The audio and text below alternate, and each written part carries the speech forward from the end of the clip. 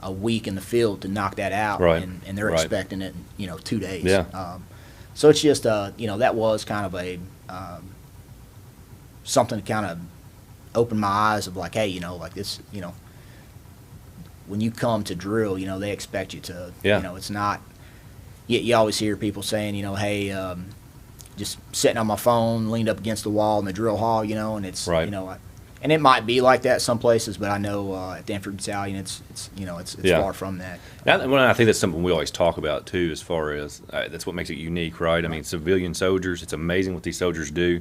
Yep. They're, like I said, we've covered this before. They're plumbers, doctors, nurses, all walks of life, and they show up that once a month, and it's like, hey, we got to perform, but there's a million tasks to get done.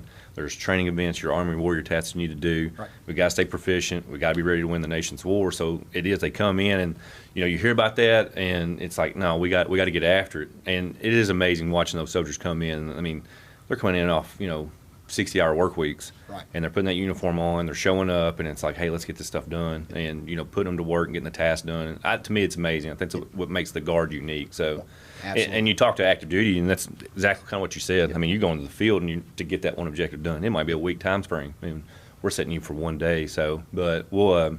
I don't know. I think that's the amazing part of it. So, but before we go any further, I'd like to talk about the 149th, kind of how y'all train, some things y'all have done over the last couple years, what's changing for you guys, and TTPs and stuff that y'all use to train with, and some of the certain things. Because I came from the FA community, so I like meeting people with these different branches, and so and MOSs. So we'll talk about that. But let's take a quick break, and when we come back, we'll jump into it. Sounds good.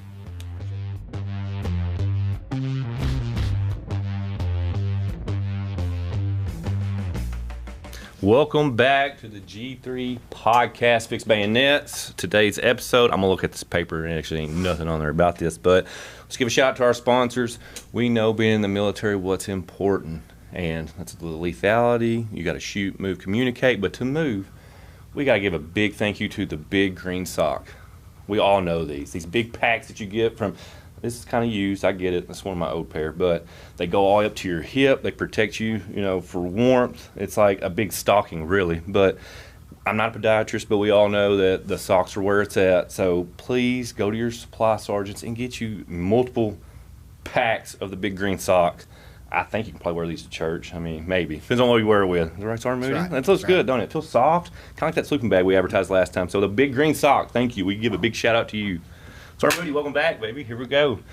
So we covered what kind of your history in the military, and pushing forward of where we're going to go with the best warrior coming up for the regionals, and what we were doing with the 149th. So what I'd like to talk about now is what have y'all been doing with the 149th? What's some training events that's been a big beneficial thing for these soldiers? That's training to win the nation's wars, or the next state of emergency, what we need to do. But what's some of the things that the 149th has done, and what we talk about here is even, have y'all had to change anything to SOPs and TTPs that y'all have done? Y'all figured out, hey, this works better doing these training events, and they kind of take. So anything on that?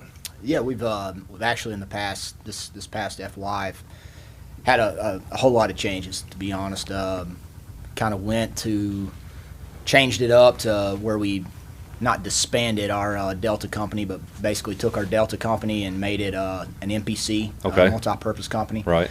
So now there, instead of having the scouts, snipers, and mortars at the detachment in HHC, now we're with that MPC. So it's got scouts, snipers, mortars, and then an assault platoon. Assault platoon's still doing their kind of Delta company, trucks and tows and things like that, heavy guns. And then as far as our line units go, our line companies, the past several months, still making sure on IDT weekends we're hitting those Army Warrior tasks, M4, M17 quals, any kind of machine gun quals that we need to knock out. And then also incorporating our the new ISVs into our training, making sure that everyone's kind of spun up on those, getting qualified to drive those as we work into JRTC and get ready for that. And those are infantry squad vehicles, correct. Right? So that was like one of my first fieldings once I got up here. Okay.